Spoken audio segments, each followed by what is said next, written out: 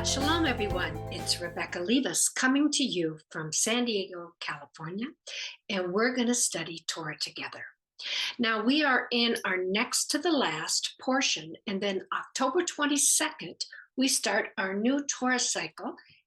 Let me show you the workbook that we're going to be using. It's called A Year Through the Torah, and it's a week-by-week journey for Christians.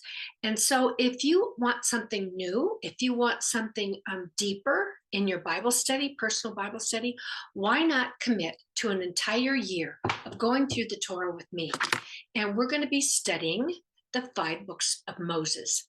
So that's Genesis through Deuteronomy. And that begins October 22nd.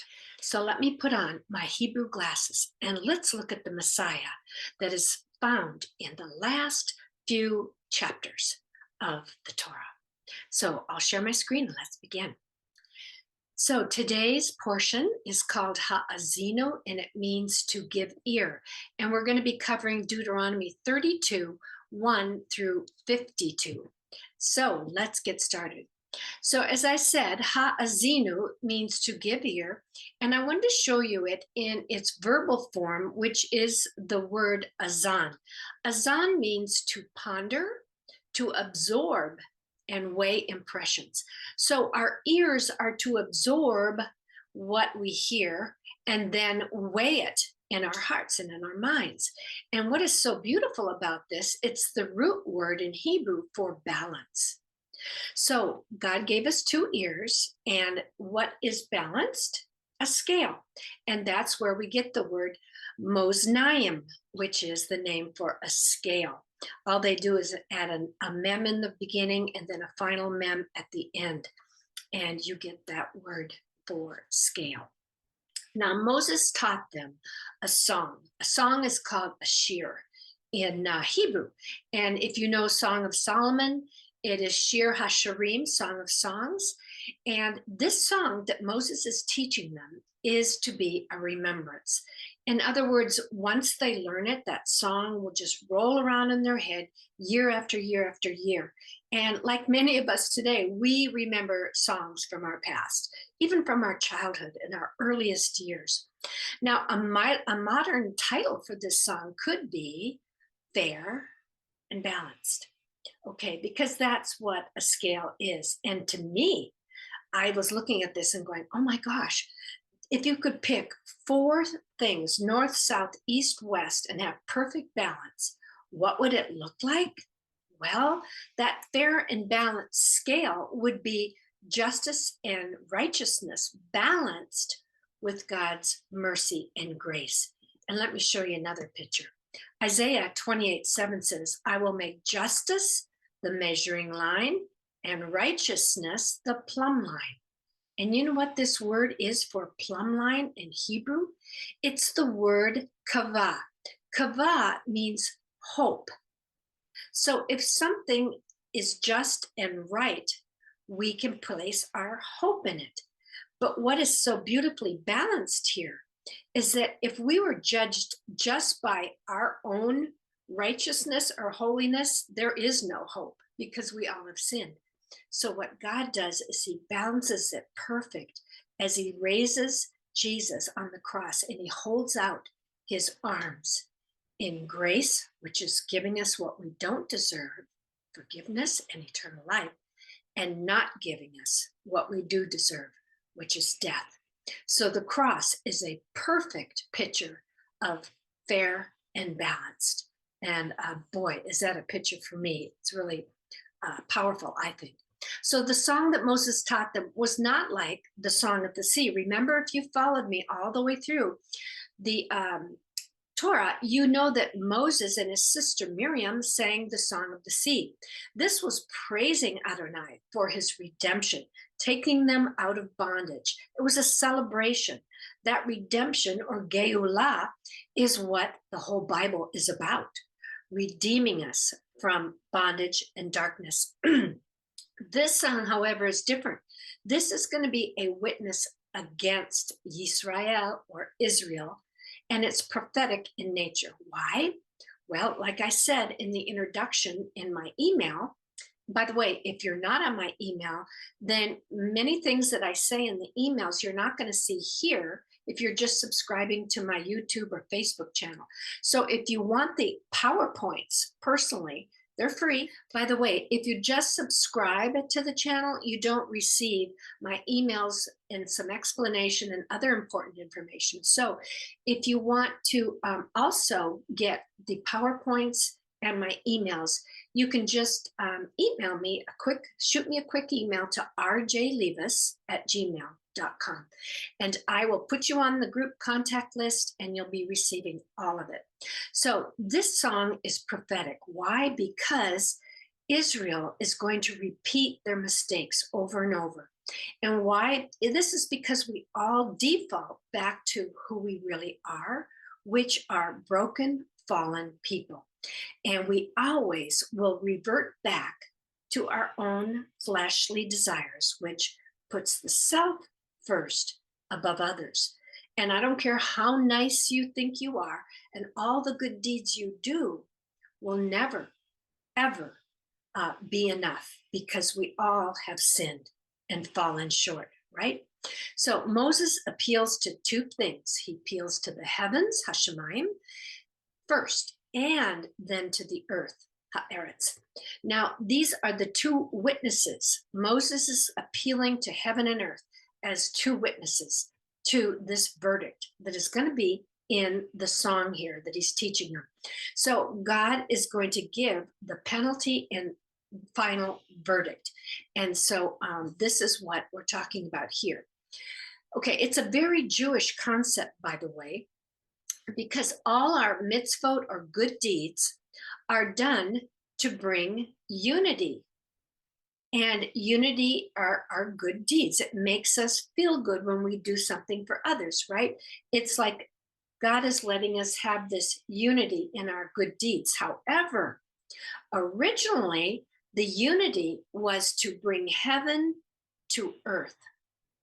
And many Jews, most Jews, I should say, don't talk about going to heaven. What they talk about and what they wait for and long for is to bring heaven down to earth. And that will be the ultimate when the Messiah comes. Of course, we know he brought the ultimate down when he died on that cross and had that perfect balance of both justice and righteousness, but also God's mercy and grace. The cross fully demonstrated the true character of the Messiah. So they call this bringing heaven down, tikkun olam, which means to heal the world finally. And so they're waiting for the Messiah. Of course, we know he came once and he's coming a second time. First time as a suffering servant, second time as a reigning king. And aren't we thankful for that? So Exodus 4:10, Moses started his life this way. And I love looking back and seeing some patterns and then saying, Lord, how does that apply to me? So some people think, oh, the Old Testament's so antiquated and, that's all just rules and laws. And I just like the New Testament where it's all about love and grace and good things like that. Well, if you look back and you look at Moses' life, the example of the most humble man, Jesus said, in all of the Bible, then let's see how he started his life and how he ended his life. So I want to just take a minute to do that.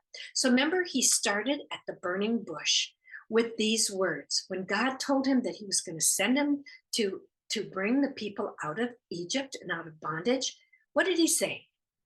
I am slow of tongue, unable to speak well, God. And then God says to Moses, go to Pharaoh. I will tell you what to say. So he complains first and says, I'm just not enough to do this task. Well, many times when God calls on us as believers to do something, sometimes that's our first response, isn't it? Well, God, who am I to do that? Or God, I don't know how to do that. And he goes, no. All I'm asking for you is to show up and just obey. And then let me work through you. And apart from me, you can really do nothing. Well, we can do lots of things in the world's view, but in God's eyes, my plans, my abilities are really about zero. It's when he's working through me that God is most pleased. So in God's hands, we all have potential, right? So now at the end of his life, we see Moses writing the entire Torah, and he's writing it in the form of a song for all of Israel to sing. One song with one voice. And then I took it all the way to the end of the world in Revelation, where we're all going to be singing one song before the King. And it's going to be with one voice. In other words, the bride of the Messiah will be at the wedding feast, and there'll be celebration, and we'll be singing the wedding song. And so notice how Moses starts this song. I will proclaim his name and declare his greatness. Wow, has he changed based on the beginning of his walk with God and then at the end? Look at what God did in Moses' life, and he'll do it in yours and mine as well. So take courage if you're feeling discouraged in any way about how far you are in the Lord, or how many times you've let him down, or you're such a sinner that God could never use you. Have you ever said those things? I know I have. So just take heart that God does it through you. All you do is show up. So being slow of tongue was actually transformed by God into a powerful song that they'll sing through all generations. Wow, what an exclamation point at the end of Moses' life. Now remember, Moses encounters with the rock, you know, the one who provided the living water in the Bamidbar, or the wilderness.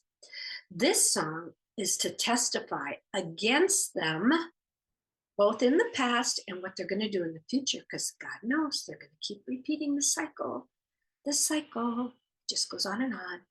But what it's doing is pointing to the New Testament, when the Messiah says that he is the living water and he is the rock of our salvation.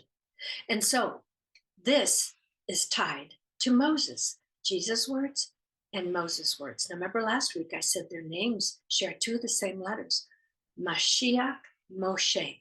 See, M and S, M, S, okay. So there's a connection here, and that's why I love studying Torah, because the words and actions of Jesus are actually fulfilling all that's taught in the Torah. So if we don't know what our foundation is, then we can't fully appreciate the things that Yeshua says. Now remember, it was Peter who identified Jesus as the Messiah. And Jesus turned to him and said, upon this rock, I'll build my church. He meant the Messiah, not Peter. So he says, and I'll build my kingdom, or my church, on this rock, the Messiah, and the gates of hell shall not prevail against it. Not him, it. So the church's foundation will be on the Messiah, the rock of our foundation, the bedrock. Okay, so traditionally people have said, oh, that must be St. Peter, and the St. Peter statues everywhere. But it was Peter who identified who Jesus really was. And he said, on this, that concept, I'm going to build my church. So perhaps it was Peter's recognition and not Peter himself that was the rock. Look at Psalm 18. The Lord is my rock. He is my foundation. So look at Psalm 62, 1-2. My soul finds rest in God alone. My salvation comes from him. That's not Peter. He alone is my rock and my salvation. So Peter is not the foundation, it's the Messiah. And it says, he is my fortress and I will never be shaken. Hell will not prevail against God's kingdom. And that takes us right back to the garden, when it says the very first thing about God's kingdom ruling over the satanic kingdom of this world. And we're going to be talking about that in great detail when we begin Genesis 1:1. So I'm not going to go into it here. Here's some of the words to the song. Look what is credited to God. He alone was like a father to them. So Moses is reminding them, God, or heaven, here's what heaven did for you, earth. So here's what heaven is going to testify against what happened on earth. I loved them. I redeemed them. I guided them. I carried them. I clothed them. I hovered over them to protect them. I guarded them. I sustained them. I watered them. I prevented their enemies from overtaking them. And I gave them a promised inheritance and brought them in faithfully. So this is what heaven did for earth. Now let's look at the response of earth to heaven. Here are the words credited to those whom Adonai loved and redeemed, but what? Turned away. And this is their condition. He said they were corrupted, perverted, they scorned him, they ignored him, they forgot about him. They actually sacrificed to demons. They turned away from him. They had no common sense. They lacked discernment. They roused him to jealousy, and they provoked him eventually to God's wrath. So all the good that God had intended, the needle went in the opposite direction in this song. Now in Deuteronomy 32:15, it says, yet Yeshurun grew fat and kicked. He abandoned God, his maker. He scorned the rock, his salvation. Who's he talking about? He's talking about the Messiah. So Yeshurun, by the way, is the poetic name for Israel. So you see the first three letters of Yeshurun, it's Yod, Shin, Resh. Well, here's Israel, Yod, Shin, Resh. So this is the straight or goodness of God, and that's Israel's name. So it says you ignored the rock that what? Fathered you. Oh my gosh. So God was their father. And just like a father, he guided, protected, provided, right? So it's the Messiah that is our rock. And it said you grew fat and kicked and then abandoned. Now, this is a picture of every generation that turns its back on the Messiah. What happens? God gives them the blessings. And what happens? They grow fat and lethargic and apathetic. And then that apathy creates this indifference, and indifference then creates a forgetting. The forgetting then, man makes new ways and new rules, and before you know it, he's right back into this, right back into a fallen state where there's perversion and there is disorder and disharmony. So this happened in every great kingdom, whether it was the Syrian, the Persian, the Roman Empire, all the Ottoman Empire, you name it. And this is what happened. It's called the cycle of the rise and the fall. And so this is what we're being warned against in this song. So God's response, he said, I considered putting an end to them, erasing their memory from the earth, but I feared the mocking of the enemies. They that think to themselves, oh, we ourselves accomplished this. God had nothing to do with this. Isn't that what we're hearing today when we see things? I'm not saying every single thing that goes wrong, but you're either born of God's kingdom or without even knowing it, as your default, you're doing God's opposite, which is the kingdom of this world. And who's in charge of that? HaSatan. And I wanted to show you this. It says, how could one chase 1,000 and two put 10,000 to flight unless their rock had sold them, unless Adonai had given them up? So in other words, if they would trust in him, they wouldn't have been given up to their enemies, but they failed time and time again. Indeed, their rock, what they depend on, which is themselves, is not like our rock, which is the one true God of Israel. So even our enemies themselves know this or can discern that or judge this. So as I've said in the past, you will always see those that are anti-God or anti-God's kingdom as the mockers. And I call it the mocking spirit. The one that says, God isn't doing this. There is no God. Religion is your opium of the masses. Well, I don't think they'll be singing that song when Jesus comes in his glory.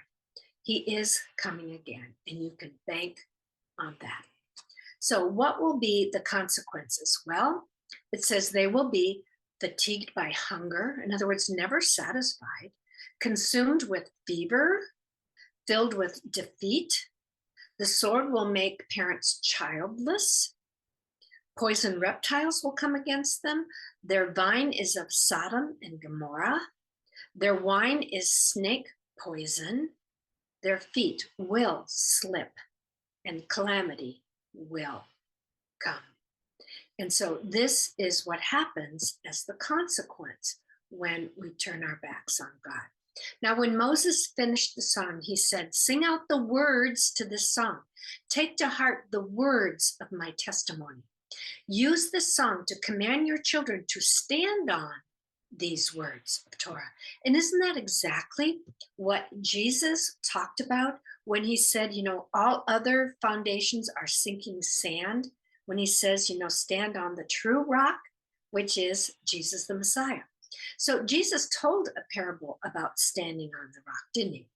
So could the song that Moses be playing as background music show up when we all stand before God's face someday? I was thinking to myself, maybe that song will be playing in the background to remind them, heaven and earth as the two witnesses of what they did when they turned their backs on God. Now in Deuteronomy 18, we can look back and remember that Moses told the Israelites that God would raise up a prophet from among them, from the Israelites, and that would be Yeshua or Jesus, and that God would hold to account anyone who did not listen to the words of the prophet who would speak in his name, God's name. That's exactly who the Messiah was in Yeshua. Jesus said to those that turned their backs on him as the Messiah, "Do not think that I will accuse you before the Father." See, Jesus is talking about God as a father. "Do you know who will accuse you? It'll be Moses, the very one you have counted on to follow rules but not have a relationship with the one true God. For if you had believed Moses and actually followed and obeyed, you would have believed me because he wrote." Remember what he was writing? "There'll be one that will come after me." He said, if you'd believed Moses, you'd believe what he wrote about me. So this again is the tie between the Old and the New Testament. Now Jesus said to them, "This is what I told you while I was still with you. Everything must be fulfilled that's written about me in the what? In the law of Moses." So remember, the Torah and the law are holy and righteous and good. The problem wasn't in heaven and what was written. It was that on earth, man was unable to walk it out. Then he opened their minds to what? Understand the scriptures. And by the way, that word understand is binah. Binah means to understand or to build. So when we understand something, that becomes foundational for us to build on. So you can see how Jesus opened their minds so they could build on that foundation of the Messiah. The only scriptures that were available, remember, when Jesus said this, was the Tanakh, the Torah, the Netuvim, and the Ketuvim, the writings, the prophets, and the Torah. And these are the 5 books of Moses, the Torah. And here is where you get the name of their Bible, which I'm going to be talking about when we begin the new cycle. You're going to learn so much. Please share this and have others do this. The Tanakh is the T, the N, and the K, and that stands for the Torah, which are the 5 books of Moses, the Nevi'im are the prophets, and the Ketuvim are the writings. So that's T and K. There's the acrostic. So Jesus was talked about in all of these things and then revealed, concealed in the law and the Torah and the prophets, but revealed in the New Testament. God said to Moses then, "Go up on Mount Nebo and see the land of Canaan." So this would be Israel's future, but not Moses. Now his entire life must have just flashed before him, both his beginnings, his failures, his victories, his defeats, and his final place of glory, which was where? On the mountaintop. Where did it begin with the 10 words or the 10 commandments? On a mountaintop. So God took him to the mountaintop at the beginning, and then he ended at the mountaintop. And for me, what that says is, he who began a good work in you will be faithful to complete it in the end. So then God said, you're going to be gathered to your fathers. However, you will not cross over. Okay, they were on the east side of the Jordan, and they were about to cross over into Canaan, right by Jericho. And it was because Moses and Aaron didn't give God the glory when they stood in front of the rock. And God said, just speak to the rock. You don't have to hit it. And yet Moses struck it twice. So perhaps that represented the two destinies. Both Aaron and Moses died on mountaintops and never stepped into the promised land. So he says they didn't give God glory. Look at the word for glory. It's kavod. And it means to weigh the importance or value of something. So isn't it interesting that this portion is called HaAzinu, which are 2 ears to hear and to weigh all the truth? Okay. And he says, why can't you go in? Because you didn't weigh my words properly. And so you are cut short of the ultimate promise. Although he used Moses, Moses too wasn't perfect, was he? He was a fallen man who God used in spite of his shortcomings. Now remember, Moses had actually killed somebody way back in Exodus. So just know that God can use people like you and I. We all have potential when we're placed in God's hands. So Aaron and Moses were given new life and crossed over back when they were first born. Do you remember? Oh my gosh. Okay, here's what hit me this time. They both were given new life, just like the children of Israel were going to get a new life in the promised land. They would all cross over and have a new life. Well, in the beginning, this is how Aaron and Moses both started, right? Their mother gave them birth. They crossed over into new life. And guess what? What was their mother's name? Jochebed. And what does it mean? God's glory. Oh my goodness, I never saw this before. And I'm like, oh, what? Wait a minute. There's something to be said in this word for glory. He said, you didn't give me glory, so you're not going in. But yet their mother, whose name was God's glory, actually started that way by giving him new life. And they crossed over from darkness of the womb into the world. So that's exactly what happens when we're born again. We're taken from God's womb and given new life to live out on this earth. So there's so much richness in these Hebrew words. This is a word you definitely want to put in your Hebrew word book. So remember, the word for river, remember I told you that was kahal, and it means what you inherit.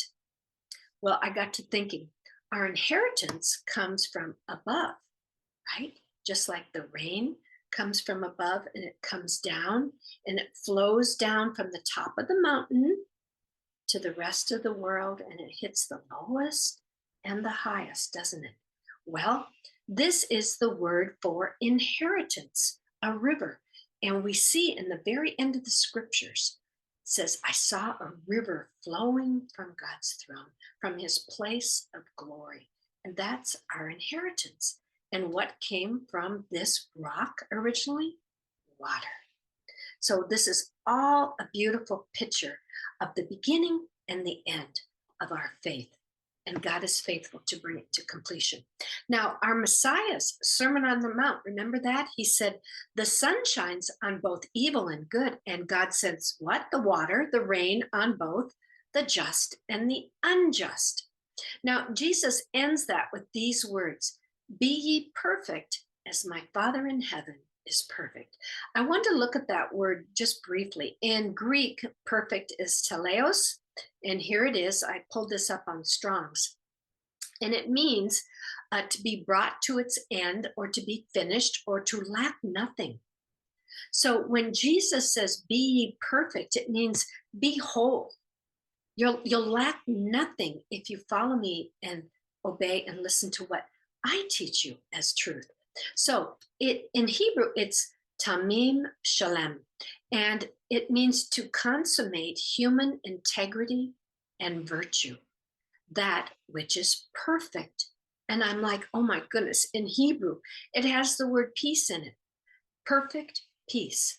And what does it say? He will keep in perfect peace those whose minds are set on thee. Who is thee? The Messiah, our foundation. Our minds are at peace. See how beautiful all these words are connected. This is why you want to learn your basic letters, so you can begin to see these beautiful connections for yourself. So Isaiah 26:3, let's look at that. You will keep in perfect peace those whose minds, and here's the word for that, lean on you, because he trusts in the foundation. He trusts in you. To lean is the word samek, and it's actually this name of this letter. It starts that word, samek. Okay, it means to support, to cling to, or rest on.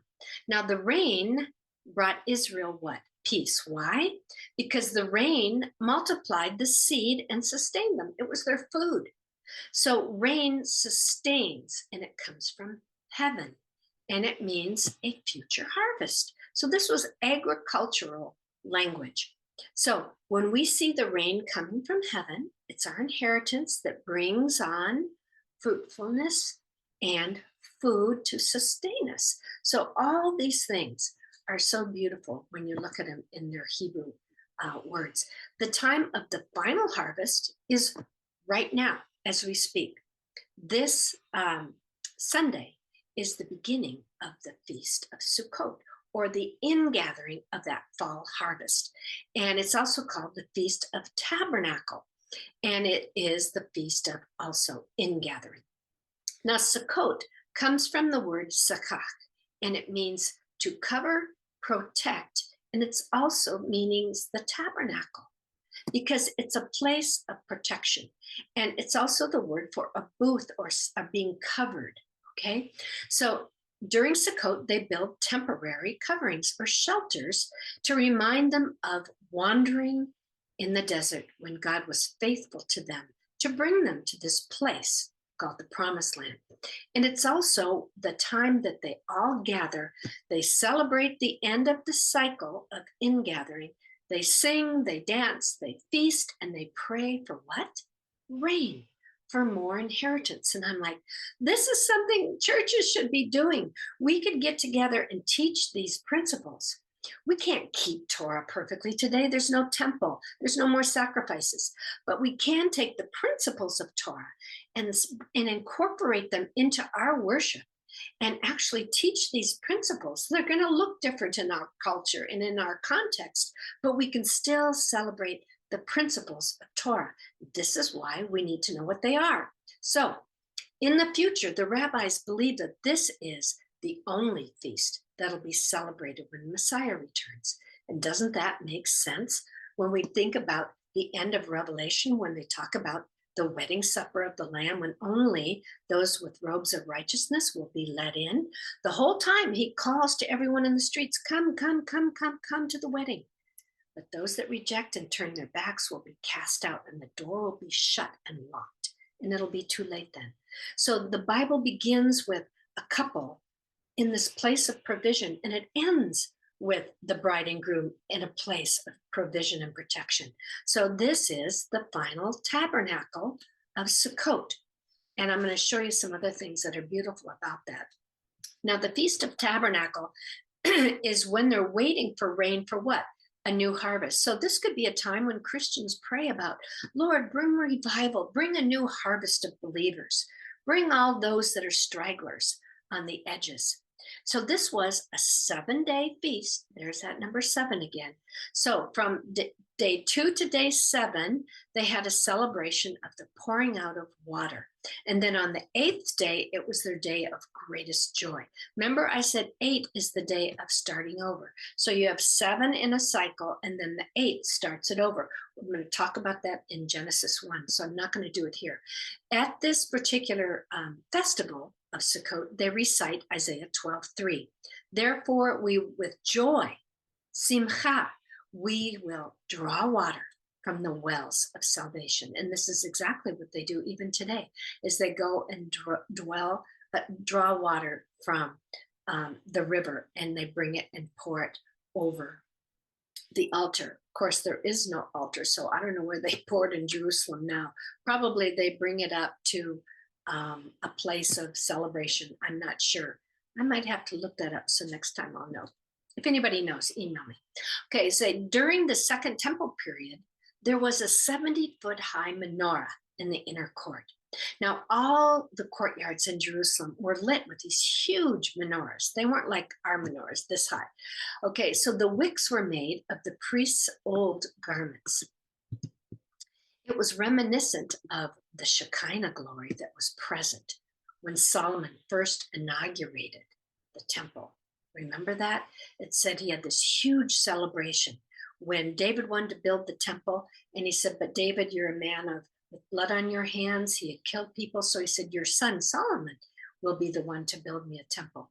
And it was so amazing that they had this celebration, and all these menorahs lit up the courtyards in Jerusalem with the inauguration of Solomon's temple. It was so spectacular that the rabbis say, if you haven't experienced this kind of light in Jerusalem, then you don't know true joy. Wouldn't that be fantastic for us, all believers, to be able to be in Jerusalem when they have these menorahs lit in every courtyard? Talk about a city on a hill that's lit. That's what Jesus was talking about when he said, when you have light, you put it on a lampstand. Well, that's exactly what they do in this particular feast. So 6 days, they had 3 blasts of a silver trumpet, and the Levitical priests circled the altar. Now I'm talking about in the days of the temple. They circled the altar 3 times for 6 days. Then on the 7th day, which was Hoshana Rabbah, or the great day, they followed by this water pouring ceremony when all would parade back to the temple and pour it then on the altar. And the trumpets, and they were singing, and the lit menorahs, there was great joy. Now there were 3 sets of 7 blasts on the 7th day. So there's your 7 again. And they went 7 times around the altar. Remember, the word for 7 is Sheva, and it means oath also. So this is a final oath. In other words, something that's fixed. And so we see 3 sets of the 7 blasts and the 7 times circling the altar. They also carried palm branches and sang the great Hosanna, or Hoshiana in Hebrew. So this was done Hoshana Rabbah, which is the day that they would circle 7 times and sing. Then what would happen is on the 8th day, this was called the 8th and final day of the water and the light ceremonies. This was the day that Yeshua taught in the temple and stood up and said, I am the light of the world. And later that day, Yeshua healed the blind man and said, as long as I am in the world, I am the light of the world. So he said it twice in one day. The light of this world and the light of the world to come. Now the 8th day was a Sabbath, and the Pharisees knew that Jesus was claiming to be the Messiah. Why? Because he said, I am the true light. In other words, they were waiting for the Messiah to come when all Jerusalem would celebrate this final feast. And Jesus says, oh, I am the one you've been waiting for. I am the Messiah that you've all been waiting for, to light up Jerusalem. And so they thought they had to find something wrong. So they accused him of healing on the Sabbath. And of course, we all know that Jesus says, the Sabbath wasn't made, man wasn't made for the Sabbath. The Sabbath was made for man to show them God's holiness and final rest. So Jesus said, which is better, to heal and make somebody whole, which is what the Sabbath was a picture of, holiness, or, to keep the law.